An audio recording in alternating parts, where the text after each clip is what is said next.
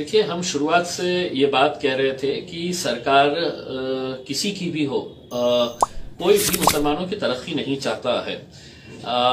हमको ये बड़ी हैरानी हो रही है ये देखकर, ये सुनकर कि किस तरह से आज राष्ट्रवादी कांग्रेस के नेता नवाब मलिक साहब ये कह रहे हैं कि नहीं, ये मुसलमानों को रिजर्वेशन नहीं दिया जा सकता है क्योंकि ये घटनात्मक दुरुस्ती होना जरूरी है केंद्र सरकार की तरफ से। अगर यही बात है तो क्या ये कानून पिछले 2 साल में चेंज हुआ, 5 साल में चेंज हुआ या 10 साल के अंदर चेंज हुआ? ये अगर आप 2014 के अंदर ऑर्डिनेंस लेकर आए थे तो उस वक्त भी वही कानून था।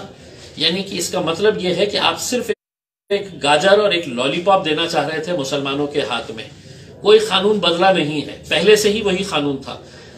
2014 से 2019 के बीच में फिर आपके जितने विधायक थे, चाहे वो कांग्रेस के हो, राष्ट्रवादी के हो या समाजवादी पार्टी के हो, क्या ये सच्चाई नहीं है कि आप वहां पर खड़े रह के जोर जोर से चिल्लाते थे और भारतीय जनता पार्टी से कहते थे कि दो मुसलमानों को रिजर्वेशन दो, तुम नहीं दे रहे हैं, मुसलमानों की तरक्की नहीं चाहते हैं करके उस वक्त मांगते थे, तो उस वक्त कानून अलग था।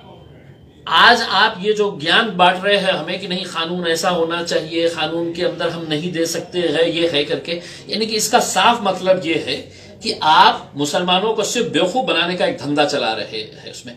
और मैं तमाम मुसलमानों से ये अपील करना चाहूंगा, सियासी तौर के ऊपर आप किसी के साथ भी रहिए, आपको जिसके साथ जाना है जाइए, लेकिन अपने नेताओं से, अपने आकाओं से ये सवाल जरूर करिएगा, ये मुसलमानों का रिजर्वेशन के ताल्लुक से आप पहले क्या कहते थे और आज हमको क्या ज्ञान दे रहे हैं।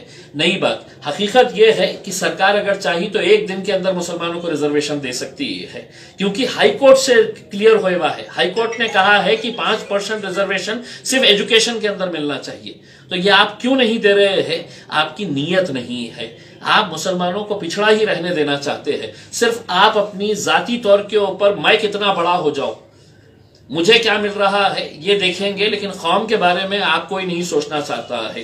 इसलिए अगर दोबारा जब आपकी महफिलों के अंदर शरद पवार साहब आए, अशोक चौहान आए, बाला साहब थोराट आए या कोई भी बड़ा नेता आए, अबू आसिम साहब आए, तो इनसे जरूर पूछिएगा उसमें कि आपको सत्ता प्यारी है, आपको कुर्सी प्यारी है या आपको कौम की तरक्की चाहिए। उसके अंदर मुंह पे उठाकर फेंकिए, मारिएगा उसके अंदर अपना रेजिग्नेशन। ये जितने भी 8-10 मंत्रियां बैठे हुए हैं मुसलमानों के, ये अगर मुंह पे फेंक कर मारेंगे अपने नेताओं के, तो उस दिन देखिएगा कि कैसा भूचाल आता है करके उसमें लेकर जाते हैं। और वहां पर ये इससे लेकर शहर तक हर खबर आप तक। सब्सक्राइब कीजिए औरंगाबाद तक। Like, subscribe and press the bell icon.